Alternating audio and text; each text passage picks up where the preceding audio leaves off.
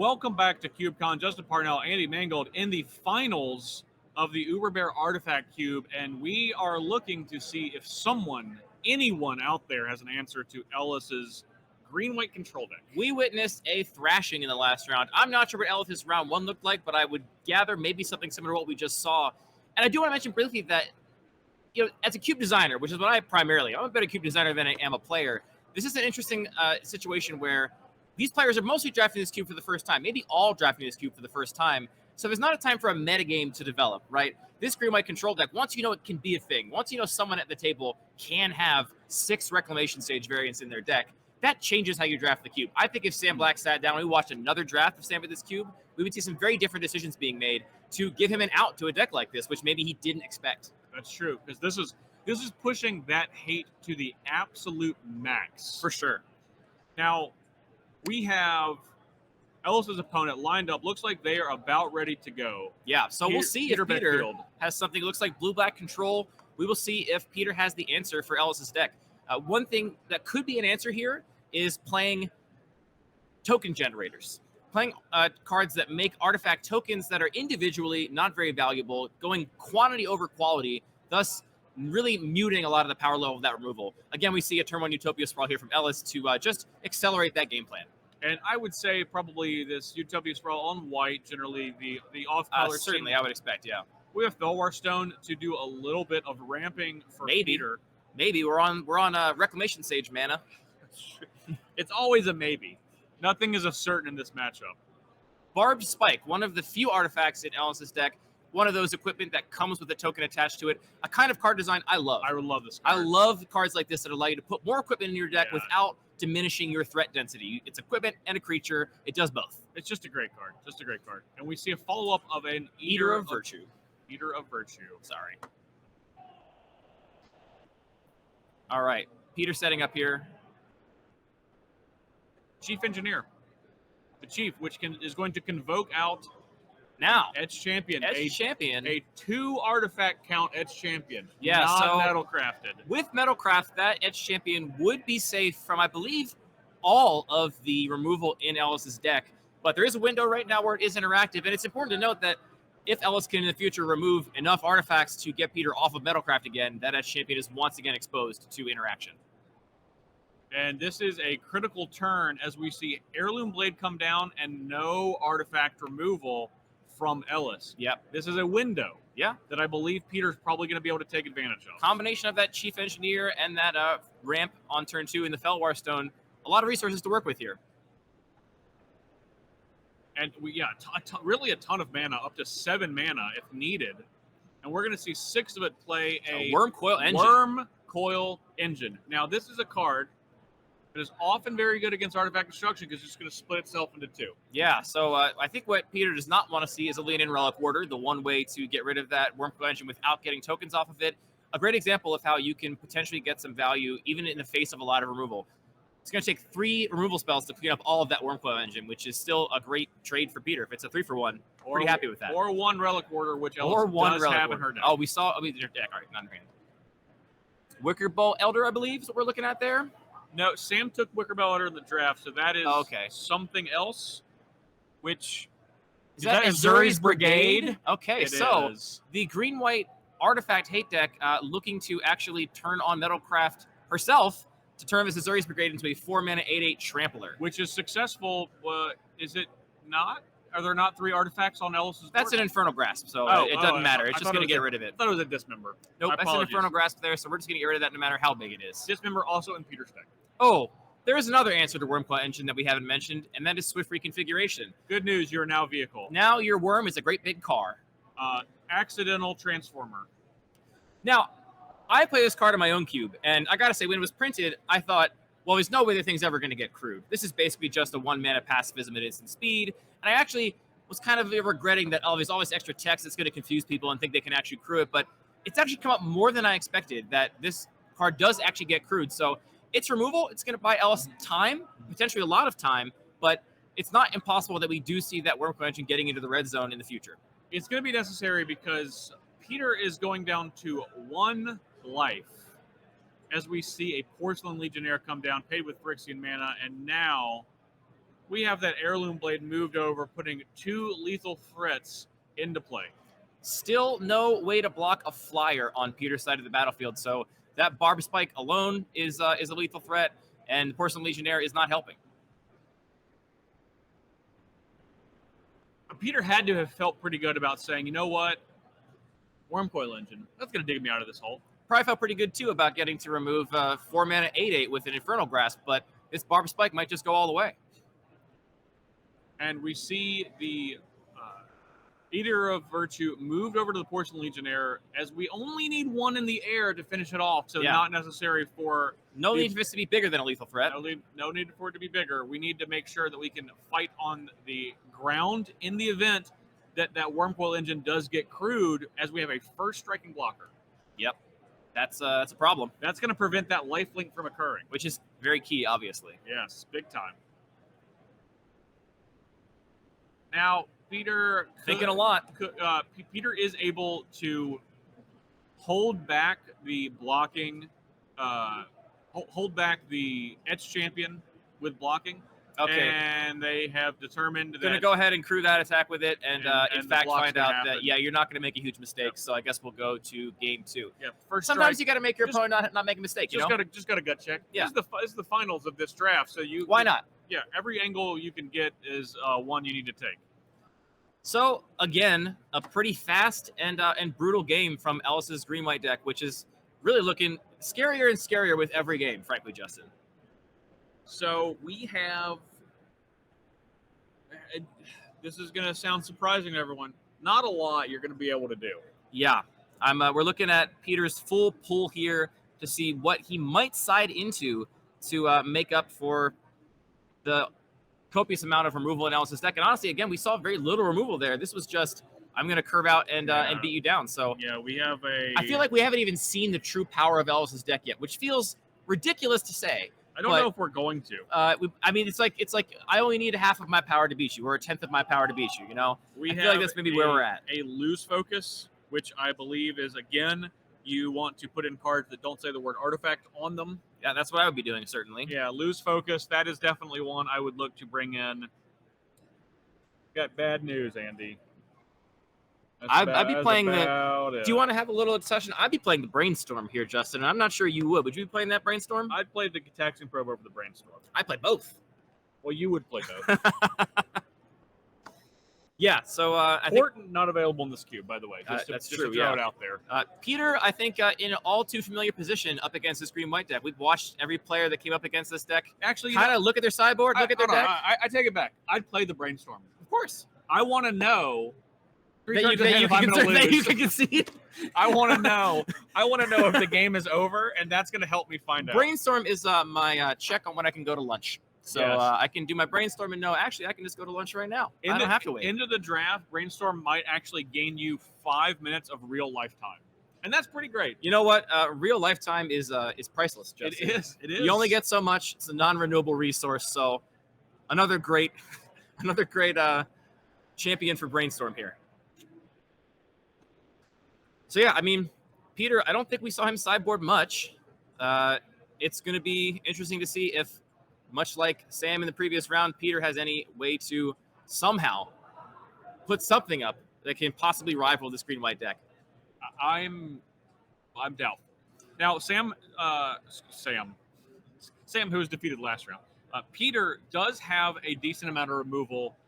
It's true. In his deck. It's true. So there are definitely scenarios where if we're going, 2-drop, 3-drop, 4-drop for Ellis, and that's the plan, Peter could say, kill that, kill that, kill that. Yeah, let's at least take you off your strategy. Give me a big amount of time to find potentially some bigger top end. We got some Gear Hulks. We have Nox's Torrential Gear Hulk. Yep. I mean, those are artifacts, but they have relevant end of the battlefield abilities, so you don't have all of that value undone if it gets removed. Though I think you're hoping to end the game with those big bodies in a lot of situations, so not a great situation regardless. I would guess that's Peter's plan. Yeah. Is to do so. Obviously, that's going to be a little bit trickier, but I think that's the path.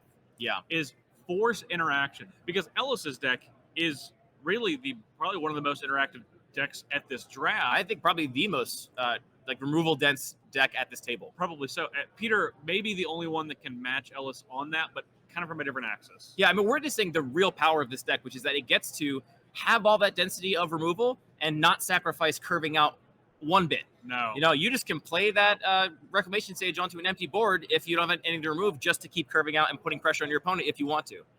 Ella's taking a mulligan here. Okay, well, she's not happy with that one. We, those of us that want to see a game 3, love to see that. That's right, and that's us in the booth. Looks like Peter going to keep 7. Good. Yes. Peter, hopefully. Great. Hopefully. I hope it's not just 7 cards that you feel like are good enough, because, spoiler alert, we have seen that to be wrong so far. I know from listening to, again, Anthony Adams, the designer of this cube, has a cube podcast. I remember listening to the episode where he describes the design of this cube and what it's like to play. They play this cube a lot with his local play group, so I am sure that this menace of this green-white deck is something that has been discussed at length. I'm sure that Anthony, the designer, has put a lot of thought into the potential counterplay against a deck like this, and this could just be a situation of players not knowing what that counterplay is yet, because this is probably their first draft of this environment, most likely, which is the great virtue of CubeCon. You get to play all different kinds of cubes, but that does change the nature of a cube environment when you have players that are all playing it for the first time versus players that are experienced and know, gosh, I need to splash some of these green-white cards in my deck so maybe one player doesn't get all of them, or I need to have more threats that are not just artifacts that at least I can side into if I need to. And what we see here is a player that's likely figured it out, as Peter has Chief Engineer. Justin, we got a miss 2. land drop on turn 2 from Ellis. This is the thing. This is how we get a game 3. That's how we're. This is what That's we're a ponder. About. I think we both like ponder more than brainstorming. Love a ponder. Yes, love a ponder. We're gonna see a shuffle. Probably saw some artifacts on top of the deck. I think we'll shuffle those away. Get those away. I want to see land drops and interaction. That's what I'm looking for. Yeah. Chief Engineer, not an artifact. I mean, it cares about artifacts, but you can just attack with that Chief Engineer. And I would. Oh, absolutely. I'm not passing up 1 damage. I'm going to need every No bit. chance, yeah. This is going to be a game of inches for Peter, even with missed land drops.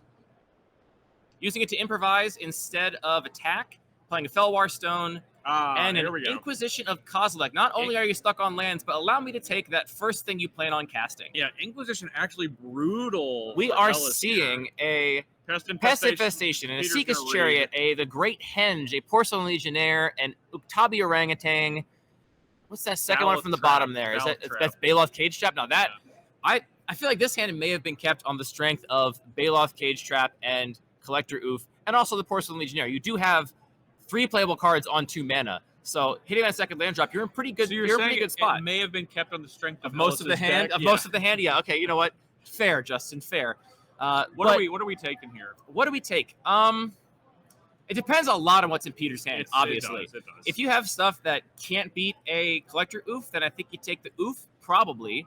You do have a lot of removal in Peter's deck. You have ways to remove that Collector Oof, unlike Sam Black in our last match. So in that case, you might just want to take that Baloth Cage Trap, because can you actually play around it? Can you actually not cast artifacts and allow... It looks like the Oof is going down, so we and Ellis may glean from that Peter has artifacts with relevant activated abilities in his hand. We already see the Felwar Stone in play, so... And you know what else we see? Another missed land drop. Another missed land drop. And this is how we drew it up, of the way that Ellis' deck can This is how we, the architects of the entertaining stream, have imagined. We see that Chief Engineer getting in for 1. This is a 20-turn clock. Discarding to hand size from Ellis. I got to admit, game 3, but it doesn't feel good not seeing game 2. It's starting to hurt a little bit, you know. I'm starting to feel it. Another non-land, it looks like. So deciding what now to discard to hand size for Ellis after just attack with Chief Engineer and pass. If I'm Peter, I desperately want a faster clock. And that'll do it. You've summed it all. Now, there we go. Even if you draw that artifact removal at this point, or draw that land rather to cast artifact removal, I think the tides are turned against you too much. I think that might have been those 5 in 100 games that this deck could potentially lose. That's true. And it's unlikely. You know, I would bet specifically keeping a 1-land hand, that's probably the first time in this draft that's happened to Ellis. Yeah. I'm not sure I keep a 1-lander there, especially with the Great Henge, which is effectively already, to me... Well, we don't know that she kept Great Henge for opening games. That's true. Could have drawn it on the first turn. That's true. Second turn. She was on the draw. Right. She already missed a land drop when the Inquisition came down, right? So that's true. 2 draws. That is true. So, I mean, the hand could have been, 2 drop, 2 drop, 3 drop, 3 drop. 2. Yeah, exactly. It could have been like 1 land and I'm off to the races, which, is very tempting, obviously. So I think that it's almost impossible for what we just saw To happen, to happen again, again. statistically. I don't think. Well, no, just I mean, from Ellis' standpoint, I don't think she's gonna say, I'm not gonna keep another one lander. Probably. I'm not gonna lose the game by going to my discard set multiple times. And this deck can go mulligan really hard and still, I think, Yeah. it'd be in a very strong position. Ellis's cards are so well positioned against Peter's cards that you might only need a couple to make an even board state, and then you're going to have good top decks. I would be not terribly upset to be on a mull to 4 here even. I think, taking a 4-card hand I over... agree with you. And this is a place where the relatively new mulligan rule, it's been 3-4 years at this point, I think is a huge boon to Ellis. It just makes games of Magic better, and we have fewer chances now of having this game just not play out as this not be a game of Magic. Yeah, I'm really just looking for lands. Like honestly, that is the critical component to winning.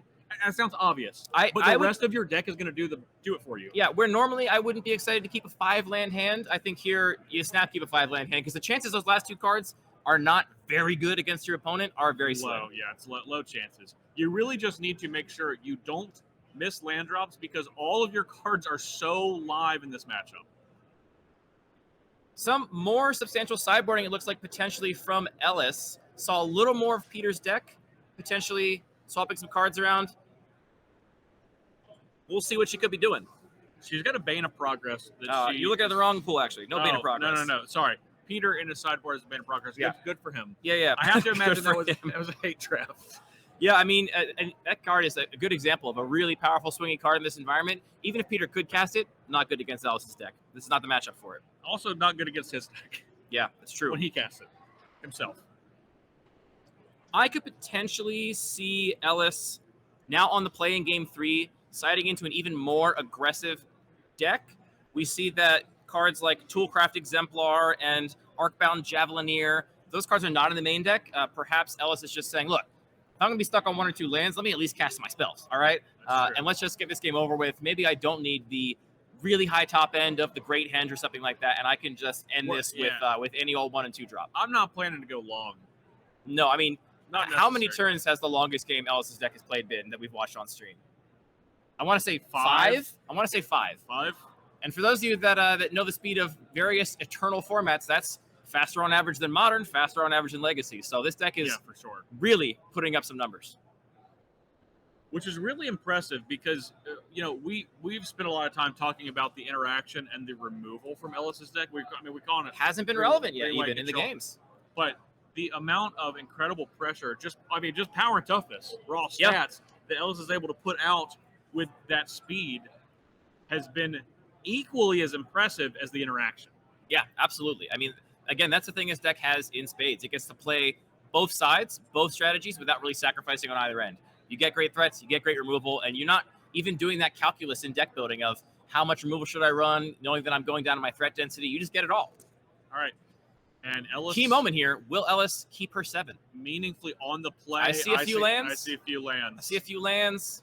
And there's also other cards in there. Oh, thinking, though. Looks like maybe a 3-land hand, 3 forests, a brush land, 4 lands at least. So Ellis may be in the position now of saying, do I want to keep a really land-heavy hand and risk the other side of the coin of potentially getting mana flooded? Yes. Peter's not closing anyone out soon.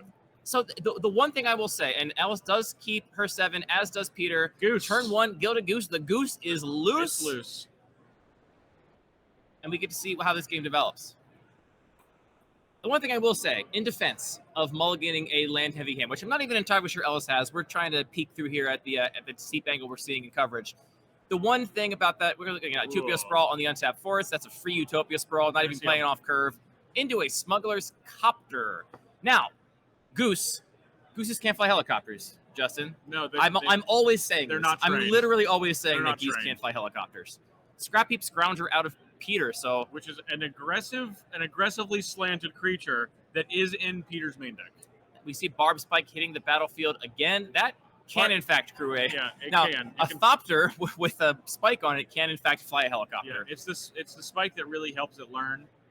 It can do it on its own, but to be really effective. And we are not sure what Ellis discarded, as we have obviously a dead zone over there. But She is off to the races, unloading her hand. She's got one card left. Now, does she have to play around a board wipe? I know there's Languish in this cube. Does Peter have any way to... Peter not only has Languish, but also has Toxic Deluge. All right, so we got 2 board wipes in Peter's deck that Ellis has not seen, maybe doesn't know about. So potentially overcommitting to the board here could be one of the ways that Ellis could lose this game, even with a great curve out and not missing any lands. We have a Golgari Signet. We do have confirmation that is a forest, basic forest in Ellis's graveyard. That Golgari Signet is main decked, despite no green cards seeing the main deck. So just playing that as a black and a colorless Signet, which is perfectly fine.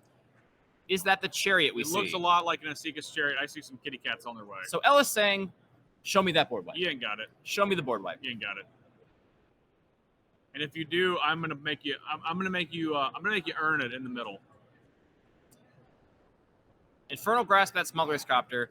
Talk about cards that can play both sides of a strategy. Nothing like beating your opponent down with a 3/3 flyer while also ensuring that your future turns are going to be full of exactly what you need. And notably, a great play for Peter to matter if he has a sweeper or not, because Smuggler's Copter obviously not going to get taken out by any sorcery speed sweepers. That's a Asika's Chariot up at the top. That's a Chariot up there. Okay. Asika's Chariot also, if there is a sweeper, obviously going to stick around. It does require 4 to be crewed, so not a light requirement. Now, is Peter dead on board right now? Let's do some math. We got... I think we got a sweeper coming. 1, 2, 3, 4, 5, 6, 7. Not dead on board. This is a Toxic Deluge. X equals 3, so Peter going down to 8. And is going to clean up all of those creatures. That's only X equals 2. There was no 3 toughness things. We got all the 2/2s. Okay, yeah. All right, excellent. Now, leaving behind an Asika's Chariot and a Barb Spike is not a... It's not great. Still some scary things that can happen now. Any threat becomes immediately very scary. And the crazy thing is... And now we see what I think Ellis's deck does best, which is I will play an incredible threat. That's a Manglehorn, while also removing your mana. Well, the great thing is about leaving this other equipment behind. Baleful Strix tapped. Thanks to Manglehorn. And the great thing about this is if you draw a 3-power creature, you can suit it up with that Barb Spike, give it a little bonus, and get to crew that Chariot. Get the crew in that Chariot. More removal. We see the value of this removal coming out of Peter's deck. That Toxic Deluge was obviously key, essential. Yes. That was a 3-for-1, I believe, if my math is correct. Well, you know, Asika's Chariot, it kind of got what? 2/3 of the value of the card by getting rid of the 2 tokens, maybe 3/4 of the value of the card. Yeah. This untapped Baleful Strix is now going to be very helpful. Obviously, you love to see a nice Death Touch blocker if you're Peter, though that thing is very susceptible to all manner of removal out of Ellis's deck. And Peter really has a long way to go. Oh boy, here we go. Necromancy, targeting your own Manglehorn. I will take your Asika's Chariot out. This is turning into a real game. It is. Peter has a long way to go, but Ellis on 2 cards in hand. This is how you want to start it. Yeah. You want to interact. We've seen 2 pieces of spot removal. We've seen a sweeper. We've seen a necromancy, which turns into another piece of spot removal. Main phase, eat the food, play Collector Oof. Okay. A Collector Oof, not a problem right now for Peter. Actually, more of a detriment to Ellis's deck. She can't equip that Barb Spike with that Collector Oof in play. That is Thopter Spy Network, I believe. It sure is. And so now we're going to get to draw cards. We're getting to make Thopter tokens each turn if we hit you with a artifact creature. I believe they missed that Thopter token trigger. Maybe we'll see a judge step in to fix that in a moment. Yeah, we want to make sure. It's upkeep. My bad. Okay. Yeah, my mistake. Drawing a card with Baleful Strix after the attack as an artifact creature. So we're going to see now 1/1 tokens, which are some of the best things you can possibly play in response to all this targeted removal. It does not feel great to Reclamation Sage a Thopter, though sometimes you obviously got to do it. We got to go wide. Ellis in the tank now. I believe if we see a Reclamation save, it probably will get the Thopter Spy Network. That's, yes. As an enchantment, I'd probably guess. That is what I would probably do. And every one of the pieces of removal we mentioned that can... Okay, we see an attack with Collector Oof and a block with Manglehorn. So a trade there. This turns back on the Barb Spike. Ellis tapping 5 mana for a Pest Infestation. X equals 2. Clean it on up. That will make 4 1/1 Pest tokens, as well as a pretty nasty 2-for-1 against Peter. And now, Collector Roof gone, we get to suit up one of those 4 pests to take to the air. So basically 5 power at the 2-turn clock. So despite Peter's amazing Toxic Deluge, exactly what he needed, exactly when he needed it, we still see 1 card, Pest Infestation, undoing almost all of that board advantage and swinging this pretty strongly again in favor of Ellis. And this is why we were talking about in Ellis's deck that the lands are really critical rather than the cards because they will come. Yep. They exist in your deck. It's the majority of your cards. Now, this is a 1/3. Now, Chief Engineer's a 1/3. It's a 1/3. I think more importantly, Ellis is top decking. Ellis is hellbent, so just playing cards off the top of her deck, and very few ways to actually draw or select for cards in Ellis's deck with that Smuggler's Copter already gone. So if Peter can find an answer to this board state, which the Chief Engineer is going to be pretty annoying, that is going to give him the best. The longer the game goes on, the better position Peter is, right? He's going to have way better top decks. He has card draw in his deck. So Ellis kind of at the mercy of the RNG gods. Perhaps. Peter's not exactly flush with cards either. Is this a over pass? Yeah, it's an equip and pass. So Ellis has decided that she's not winning this race, and she's right. She's not winning this race, so gotta draw something. Yeah.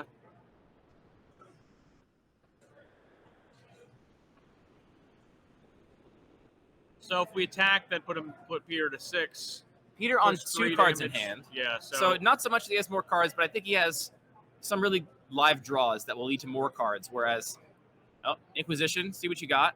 That's a Kodama's Reach. Not even worth casting, or Cultivate maybe, one of the two. Oh, that is a Worm Coil Engine. So Ellis is on... This is how we dig out of the hole. Removal or bust. And based on that gesture, I'm assuming that we did not draw anything relevant off the top of the deck, and we're just going to pass. Now, we have a lot of turns before Worm Coil Engine really makes a difference for the conclusion of the game on Ellis's side. Right, we're looking at 7 turns of attacking with Worm Coil Engine before Ellis actually dies. But every single time that thing gets into the red zone, Peter's going to gain 6 life. 6 is a lot. Ultimately, Ellis's goal is, in fact, to win this game through combat damage, so that's going to buy Peter even more time. We know there's a Languish in his deck. This is swung, again, now very heavily, I think, in favor of Peter. Even drawing most of the Reclamation stages off the top of the deck does not get Ellis out of his hole. And for Peter, there still is 2 really big draws, and that's 2 more 6-drop artifacts. Torrential Gearhulk, Noxious Gearhulk. We do see Baloth Cage Trap out of Ellis, so not a great top deck, but we do get to see it cast here to make that token. Now, what we could also see is a team up to block that Worm Coil Engine. That's not great, but we know there's not a Necromancy anymore. That's already been played. It's really not great, but it is possible. Now, this is still a losing proposition here for Ellis. Trying to race a Worm Coil Engine is oftentimes... we see some... All right, we're bringing back that Scrap Heap Scrounger by exiling that Baleful Strix from the graveyard. Peter getting aggressive. Yeah, I mean, I think Peter is... I think Peter is still... This is the time to try to close it out. Peter... I mean, if I'm Peter, I'm not going to say, okay, well, I've got this wrapped up now. I'm just going to, go long and play it safe. I think you want to get this game over as quickly as possible because there is all manner of powerful card Ellis could draw off the top that could ruin your day. She's got a lot of shenanigans afoot. We are going to double block that Scrap Heap Scrounger with Pest to trade for it. Not sure how I feel about that, given that the Scrounger can come back. I'm not sure if there's any other creatures in Peter's graveyard at the moment. I believe that was the check. Gotcha. But that does really cut into your how long can I survive this Worm Coil Engine clock, though Ellis may be making the calculation that, once Peter's gained 18 life off of Worm Coil Engine, that might as well be the game. That could be true, but this is, it's really, really dangerous because I guess we did gain 2 life from the Pest. So we don't have a clear 1 hit to kill in case there's a, some sort of, combination of removal. All right. Ellis still going to attack. We see an animated Mishra's Factory. We see a Baloth. And a little bit resigned, I think, there. Ellis knows that she's not winning this race, but what else are you going to do? Yeah. It's not. It is certainly not over. And, of course, we did put the creature back in the graveyard. That is true. Comes back. Peter pretty happy to block with Chief Engineer there. It's basically plenty of mana. That discount's not helping much. Upgraded your 1 mana, 1 power creature for a 3 power creature. We're going to see another double block. Ellis, All right, go to Ellis. 10, take 4. All right, Ellis. It's time. What you got on top of your deck? Even from this spot, I'm not sure what Ellis could realistically draw that would. Lean and Relic Ward. Relic Order would do it, assuming Peter's not holding a counter spell, a removal spell, a bounce spell, anything relevant. So all air.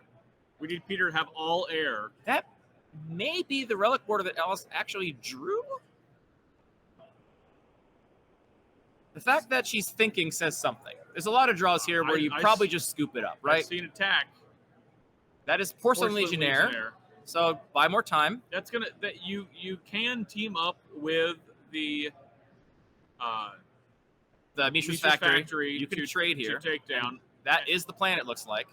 Oh no, not just gonna chump. Just gonna chump. All right. Just gonna chump. The Legionnaire would be very valuable against those Wormcoil Engine tokens if you are able to get rid of the Wormcoil Engine, because that first strike obviously is going to keep them at bay or make them less valuable in combat. Especially in the face of that 4 toughness Baylock, taking out the Death Touch token, so you can actually start making meaningful attacks. Ellis is opting to attack with the Porcelain Legionnaire here. Something else is happening. That card, I don't think that the option is to block with your 4/4 rather than your 3/1. Looks like it is.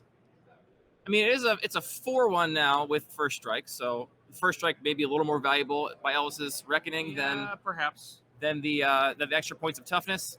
We're not looking at a burn deck here, so most likely going to be just hard removal spells that are getting rid of our threats. Not looking good. I see some shrugging body language from Ellis.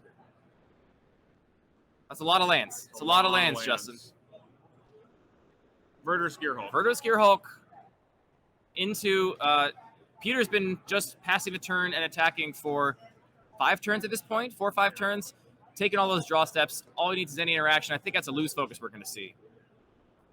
Or rather, 3 loose focuses we're going to see. Yeah, Ellis not going to be able to pay for that, so we're going to see another chump block. And that was actually a pretty big one because that was definitely huge. I mean, the Gearhulk still going to die to that Death Touch. There's a 40k card. Doesn't matter which one it is. I'm not going to bother to learn it. That's going to give Menace and +1/+0, over. and this is how the green-white deck loses. There we go, Justin. We answered a very important question. I mean, that was a real game of Magic. It was. I would say Ellis definitely flooded a bit. Ellis drew more lands than she wanted to for sure, but cast spells, played Magic, and ultimately lost to Toxic Deluge, I would say. Interaction. Potentially overcommitting to the board in the face of that Toxic Deluge. Didn't see it in the deck in the first game. Didn't know to play around it, and costing her the match. Tough not to, because the overcommit was what, the Asika's Chariot potentially. Possibly, but she didn't have a ton of pressure outside of it. She had some. Yeah, the Barb Spike and not the Oof yet. It's hard to remember. Yeah, I mean, you do. It's the quintessential problem, right? You have to put pressure on. You have to decrease that clock, because if you don't put enough pressure on, that just gives them more time to draw a Toxic Deluge they might not have. Yeah, it's the nature of the game here. So that's a classic sort of risk reward evaluation you have to make in a Magic game like this. And we see Ellis opting to play her cards out, and Peter happened to have the exact answer he needed and was able to pull a win together. So this is our fourth draft of the weekend, of the main event. Yeah, 4th of many. We have 4 trophy winners on coverage, and here in a minute we're gonna have Peter come into the booth, and I'm gonna ask him a couple questions. Yeah, chat up, Peter.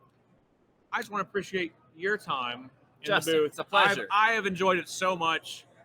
Especially on this cube, where you significantly have shown your expertise, put in a ton of work. Played it once, so I'm not trying to say expertise, but listen to me. I'm telling you, it's okay. expertise. Okay, I'll take the compliment. Thank you. I will stop deferring. It's been a pleasure to be in booth. Thank you very much, and hope to see you next time. Excellent. Hey, I'll go grab Peter and send him over. Excellent. All right, Peter, let's go, my friend. Come on down. We're going to trade mustaches in the booth here. All right. Peter Beckfield, congratulations. Hey, nice job. Yeah, that was tough. We watched Ellis. She was rolling with that anti-artifact stuff. How did you feel about your deck? I felt pretty good about my deck. I mean, obviously, it's not fun to walk your artifact deck and do a million shatters, but Yeah, yes. Worm Coil Engine doesn't care that much, and Yeah. I have enough kill spells and draw spells, and enough time to buy my way out. Right, of you it, had you had plenty of interaction, and it clearly in Game 3 came up key as that was really the path to victory. Deal with all your stuff, deal with all your stuff, deal with all your stuff, plant one threat, and ride that. So, Yep. how did you feel about? Oh, did you have a plan going into the draft, or were you kind of just going to read whatever you saw? Kind of read whatever I saw. I really like the Oni Cult Anvil style, like sacrifice decks, Yeah. the synergy type decks. But as kind of that third game demonstrated, sometimes just having large raw power can make up for big deal. not having the synergy. So I kind of just grabbed what was coming to me. I was going to go mild reanimator, but wasn't really able to make it happen. So instead, I just cast. Yeah, I mean, you had Torrential Gearhulk, Noxus Gearhulk, Worm Coil Engine, 3 huge bangers. You had that Necromancy to come back. All of those are great Necromancy targets. All have ETBs, or in the case of Worm Coil Engine, a die trigger in case you want to take advantage of that. Yep. So really, I mean, we were wondering how was this green-white deck with so much interaction for the rest of Cube going to lose, and the answer was interact with as many of your opponent's permanents as you possibly can, and that's exactly what you did. So, excellent job. Congratulations. How, is this your first trophy on the weekend? No, it's my second one. Second, I had the nice. UMA-inspired, very similar kind of artifact themes, Okay. graveyard themes. Love it. How are you enjoying CubeCon? Oh, it's so much fun. It's incredible. That's good. We're trying to get everyone at home to consider coming next year. So hopefully you can speak to that. Oh, yeah. Having such a great time. That's good. And all of us are having a great time here. This is the end of our second draft, so we want to thank everyone for watching. We are going to be back. I'm going to take a step out of the booth. J-Bro is going to be back, so that energy level is going to rocket up. I'm sure he's been on the sidelines just screaming CubeCon around here. So he will be back in just a few minutes. Probably we're going to take a little bit of a break. Probably about 30 minutes we'll be back. So Peter Beckfield, thank you very much, my friend. Thanks so Congratulations. I think we're probably going to be seeing Peter on Sunday. We're looking like a good position to make top 64 if you got those 2 trophies. Yep. So I'm Justin Partnell. Thank you very much. I will be back in the booth later tonight with one of my good friends, David McDarby. Going to have a little Commander Versus reunion. So we're going to take a quick break. Jay will be back in just a few minutes. Don't go away. We got more CubeCon action coming up.